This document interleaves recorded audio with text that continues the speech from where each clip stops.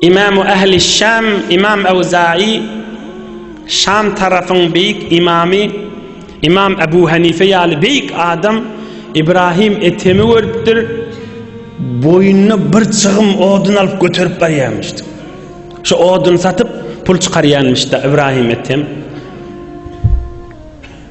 İmam Evza'i, İmam Ebu Hanife yalı adam, İbrahim ibn Edhem'i örüptür, boyununa bir çığım tanıp bilen odun alıp barayamış. Ohum İmam Evza'i aydıptır, ya Eba İshak ila meta hâzâ yakfûnek ihvânuka. Ey İbrahim Edhem deyiptir, beytirip özüne ağrım salmasan da bolcak deyiptir diyorunda dostluğun doğullun ma, sene bir tiket çörüçük bilin sucad etsen, özüne ağrım salıp görme deyiptir. İşin idinle geziyen, işleyen oğlalla Allah için size savgattır ha şu vururunla.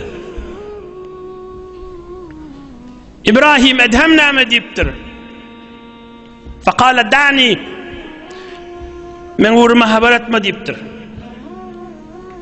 Men eşittim deyiptir, dinini vur gurrun ma. Men vakafe mevkife zülleti fi talabil halali vecebet lehu el cenneh.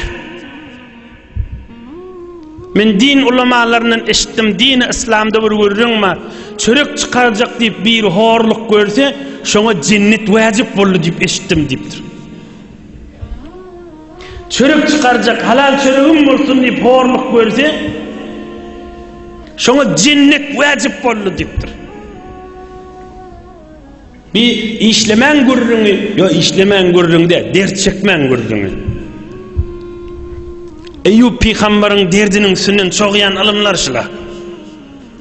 Bu tadı enatasını kaygı, bu tadı ayarlı oğullarını kaygı, öylünün multu içerisine kaygı, o tadaki işe yesi pulun sağaman verir mi, vermez mi bir kaygı, her kaygısını, her kaygı, bu tadaki de beyilleki işlep verenle, her kaygı yadına düşenle, Can Huday özün arkası ol, Can Huday özün yuarı ol, Can Huday özün yoldaşı ol, Hudaya özün kuvvet ver, hey Hudaya, hey Can Huday, hey Can Huday özün arkası ol, hey Can Huday deyip tu,